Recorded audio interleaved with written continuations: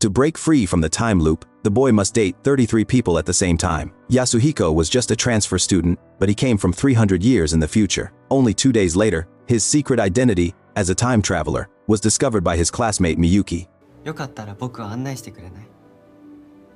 Miyuki promised to keep his secret, and Yasuhiko gave her a time-traveling drug. It could send her 10 years into the future, but only for 10 seconds. As time passed, their relationship grew closer. They went to the summer festival together, and when classmates saw them, he would erase their memories right away. Yasuhiko had traveled to this time because of a novel, but his biggest surprise was meeting Miyuki. Later, an earthquake caused the boys' dorm to collapse. Miyuki was terrified. She swallowed the time-traveling pill and met her future self 10 years later.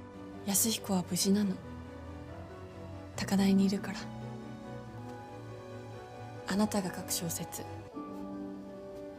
Her future self told her to make sure she finished writing that novel. 10 seconds passed in a flash, and she returned to reality. When she saw Yasuhiko safe, she finally felt relieved. Not long after, Yasuhiko decided to return to his own time. Miyuki guessed that the book which brought him here was the very novel she was going to write. So, she promised to write down the story of that summer and send it to the future for him to read. They smiled and promised to meet again someday. Years later, Miyuki became a professional writer. She brought the sample copy of her novel back to her hometown, ready to meet her younger self, but she never showed up. Miyuki found it strange. If she never met her younger self, she wouldn't have been inspired to write, nor become a writer at all. She kept wondering why, but could never find the answer. Then something unexpected happened. Her editor suddenly called. The book had been accused of plagiarism. Miyuki had submitted her manuscript 5 years ago, but the other author had submitted theirs 7 years ago. When Miyuki investigated, she discovered the author was her old classmate Haruko. On her way home, Haruko suddenly appeared, snatched the book from her bag, and at that moment,